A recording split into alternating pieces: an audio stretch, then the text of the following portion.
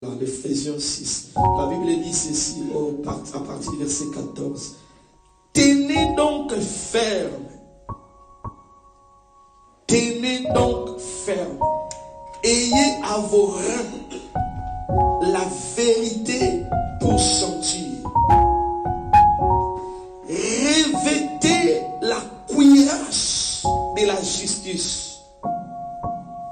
Mettez pour chaussures à vos pieds les ailes que donne l'évangile de paix. Prenez par-dessus tout cela le bouclier de la foi avec laquelle vous pourriez atteindre tous les traits enflammés du malin. L'apôtre commence à nous parler de la fermeté. C'est le fait de se tenir ferme. Quand nous traversons des temps difficiles, des moments bizarres et compliqués, parmi les choses que nous avons besoin, c'est la fermeté. Parce que, étant qu'humain, tu peux voir comme si tu arrivais à la fin. Et quand tu sens comme si tu arrivais à la fin, le Seigneur veut te fortifier, te dire encore, sois ferme, c'est-à-dire marcher dans la fermeté. Et le temps à laquelle que nous traversons, nous avons besoin de rester ferme. Ferme, c'est aussi rester fidèle. Une personne qui est fidèle, c'est une personne qui est ferme, qui est sûre, qui marche avec une assurance, une sûreté. Être dur, être fort, c'est ça. C'est la fermeté, c'est être dur, être fort. Et nous devons être forts. Et ici, l'apôtre dit, tenez donc ferme. Quand la Bible dit, tenez ferme, c'est qu'il y a des réalités. Il y a des réalités où il y a féminin. Il y a des réalités où il y a des réalités tout autour de toi que tu ne vois pas. Des réalités spirituelles, des choses que tu ne vois pas. Il y a des armes qui se sont levées contre toi que tu ne vois pas. Mais quand tu sens la fatigue, qu'est-ce que tu fais? Quand tu commences à sentir que ton esprit commence à s'affaiblir, ton âme commence à être abattue, ton esprit commence à être abattu, qu'est-ce que tu dois faire? Ce que tu dois faire, c'est de se tenir ferme. Quand la Bible dit se tenir ferme, c'est tenir aussi quelque chose. Il faut tenir quelque chose à laquelle que tu t'appuies. Et la chose que nous pouvons tenir pour s'appuyer, c'est Jésus. Parce que Jésus-Christ est notre appui. Vous rappelez que Pierre commençait à se fondre parce que sa foi s'affaiblissait sur l'eau. Quand il a regardé les réalités et les puissances de l'eau, la Bible dit, l'apôtre Pierre s'est affaibli, il commençait à s'enfoncer dans l'eau. Alléluia. Jusqu'à ce que le Seigneur lui a tenu à la main. Nous vivons le temps de l'enfer. Ce sont des gens qui vont se tenir fermes et qui hériteront les royaumes des cieux. Parce que la Bible dit, la foi de plusieurs va s'affaiblir. Mais ce sont des personnes qui vont se tenir fermes pour arriver jusqu'à la fin de leur course. C'est eux qui seront couronnés. Et je t'encourage cet après-midi à te renforcer toi-même. C'est-à-dire renforce-toi toi-même. Renforce-toi toi-même. Crée un renfort. Crée un renfort. Quand ta vie de prière ne marche plus, crée un renfort. Quand tu commences à perdre la vie des jeunes, crée un renfort. Quand tu commences à perdre la vie de parole, crée un renfort. Crée un renfort. Renforce ta foi et reste solide. Reste ferme. Tu peux être éprouvé, mais tu ne seras jamais vaincu. Tu peux passer par le feu, mais tu ne seras jamais vaincu. Tu pourrais pleurer, mais tu ne seras jamais vaincu. Tu pourrais sentir la douleur, mais tu ne seras jamais vaincu. Parce qu'il a dit la victoire est à nous. Parce que celui qui est en nous est plus fort et plus puissant que celui qui est dans les camps des adversaires. Celui qui combat avec moi est plus fort est plus puissant. Quand je pense à ça, ça m'encourage. Je faisais cette prière, je vais te dire, Seigneur, sûrement les gens qui me combattent pourraient être plus forts que moi, étant qu'humains, mais ne sont pas plus forts que toi. Et ma victoire ne dépend pas de moi, dépend de celui qui est avec moi. Dépend de celui qui est avec moi. Or, celui qui est avec moi est plus fort que celui qui est dans ce monde. Celui qui t'a établi est plus fort que celui qui est dans ce monde. Celui qui t'a investi, celui qui a dit qu'à dater de ces jours, tu es mon fils, je t'ai choisi. Celui qui a fait cette déclaration est plus fort que celui qui veut te détruire. Et le Seigneur qui a dit, je serai toujours avec vous.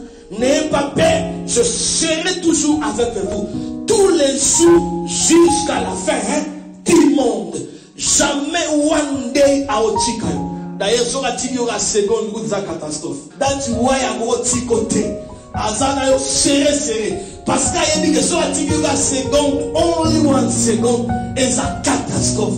Pour bateau, bazo luka au dessoyo, bazo luka juste attend 1 second only. Mais ceux qui bazo jouent à monter. Parce qu'il y a une protection tout autour de toi.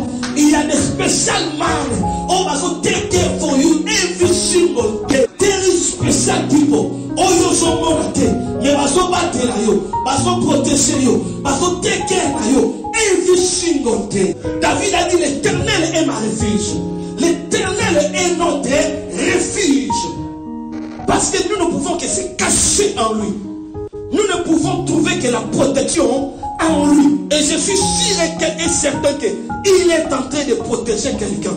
Il est en train de sécuriser quelqu'un. Il est en train de te sécuriser. De sécuriser ton foyer.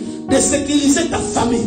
Parce qu'il est là. Son travail, il est notre protection. Le protecteur. Il est mon bouclier, ma force. Alléluia. Parce qu'il est ta force. Quand la force humaine se brave, marcher dans sa force. Quand tu n'as plus d'énergie, prends son énergie, marche avec ça. Parce qu'il est ta force. Il est ta force. Et je te prie cet après-midi, je t'encourage et c'est tenir ferme. Il y a peut-être encore plus de batailles devant toi. Mais la réalité est que la victoire est pour toi. Il y a peut-être des gens qui sont déterminés. La réalité est que la victoire est pour toi.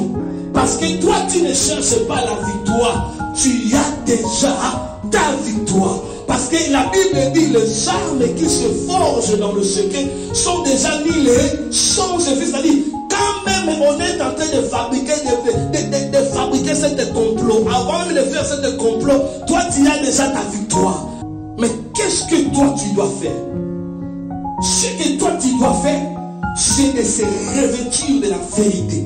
Quand les gens t'accusent, la meilleure protection pour toi c'est la vérité. Quand les gens se présentent en faux témoin, commencent à dire des choses contre toi.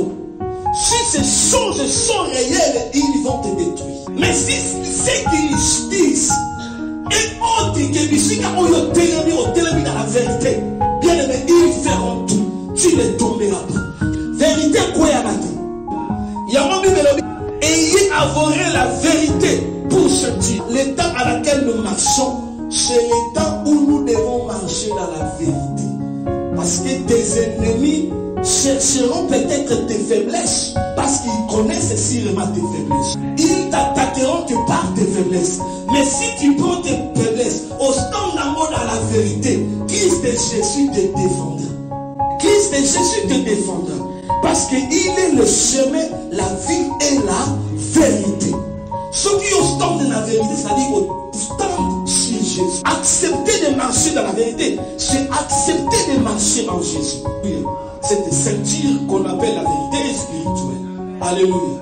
Et quand tes ennemis viennent, ils voient que tu es revêtu de cette ceinture de la vérité, ils pourront créer toutes les choses. Mais parce qu'ils vont voir que tu es un enfant de la vérité. Parce qu'il est le Dieu juste. La Bible dit, pas que ton pied chancelle. Il ne va pas le permettre. Mettez pour chaussures à vos pieds les ailes que donne l'évangile. Alléluia. Et vous devez porter des chaussures. Et les chaussures spirituellement, pas des chaussures physiques. Ce sont des chaussures spirituelles que j'en parle. Vous devez vous revêtir des chaussures spirituelles qui est le sel de l'évangile. Le sel de l'évangile, c'est ça notre chaussure. Le sel de l'évangile. Quand quelqu'un n'a plus le sel de l'évangile, c'est qu'il a perdu ses chaussures. Quelqu'un qui n'a plus le sel de l'évangile, qui n'a plus le goût d'annoncer la parole, qui n'a plus le goût de proclamer Christ en lui, il a perdu ses chaussures. Mettez des chaussures à vos pieds. Mettez des chaussures. Avant que vous sortez en ce lieu, mettez vos chaussures. Parce que tu ne peux pas aller dans le champ des batailles, commencer à combattre des ennemis, mais tu n'as pas de chaussures. Ça, c'est dangereux. Et tu dois porter tes chaussures. Si tu avais jeté tes chaussures Samuel, cherche-les from today.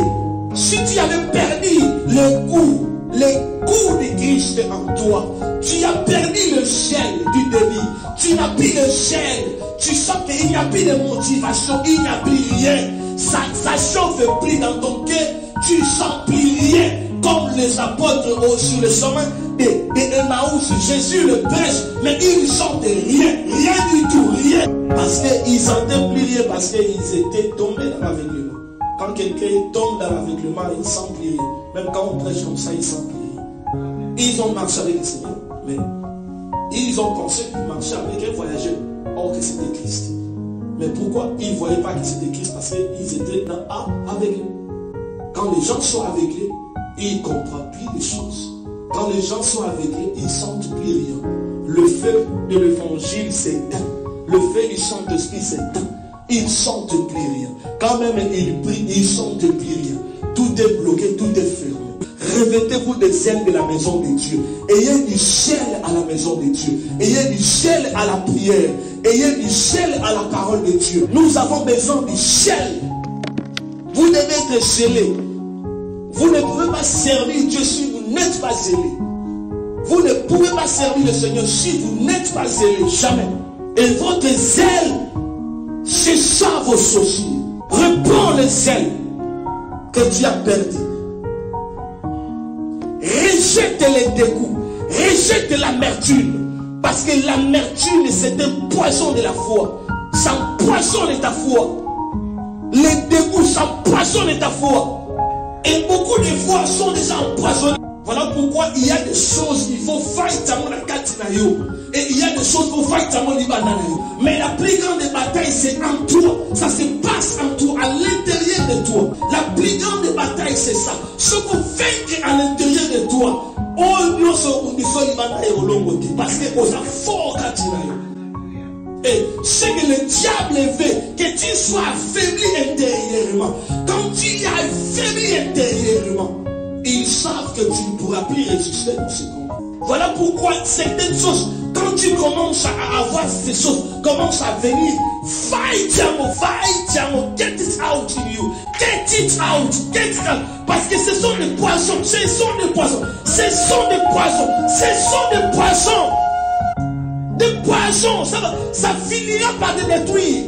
Rejette l'amertume. Voilà pourquoi David questionne son ami. Mon âme, pourquoi tu es abattu? Pourquoi tu dois être dans cet état? Pourquoi tu dois être abattu, mon âme? Parce que son âme ne devait pas être abattue. Et pour qu'un âme soit abattue, ce sont des petites réalités. Des petites réalités, tu commences à se concentrer sur ça. Et puis ça commence à débouffer. Ça se débouffer. Parce qu'ils savent que s'ils lancent des flèches, ils vont à si on va lancer ça, c'est des parce que tu vois, ma bro, ils savent ça. Les seuls moyens de te détruire, c'est là, toi-même, à l'intérieur de toi, l'amertume, ça bouffe ton cœur, ça bouffe ton cœur, ils savent que tu finiras par être détruit. Voilà pourquoi il faut fight. Get it out in you. Get your freedom nakati na yo moko. Balingi balié nakati na yo moko. Tu deviens esclave en toi-même. Brise cela. Libère yourself. Et fight parce que tant qu'on est solide, no one a quoi ça. No one a quoi ça. No one a quoi ça.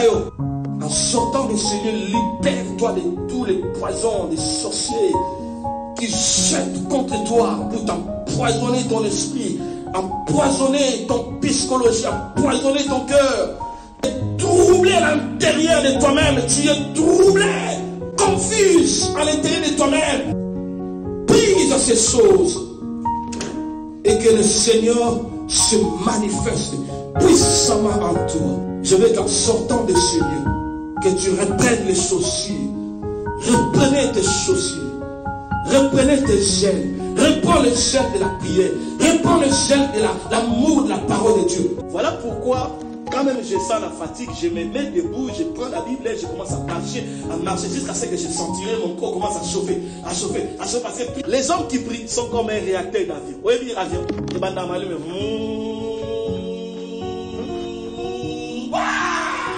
et décoller. Priez, mais ça bon. Priez, mais ça bon.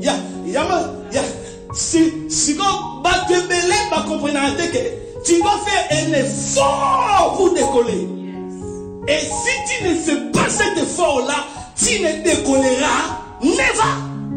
On dit là, et quand tu sais que ta vie est déjà combattue, quand tu as la fatigue, tu te roules là. Quand tu as là. Soit ta journée, mon déjeuner, des troisième jour, parce qu'ils sont là, ils sont roulés là. Les mecs de son mot Samuel prépare une chantier contre toi. Lève-toi. Tu sens que oh prière sur le prière raté. Non. Soit ta journée, mon rejet. Quand le corps s'affaiblit, l'esprit prend les relais. Sois ferme. Stand dans la foi. Ferme tes assurances.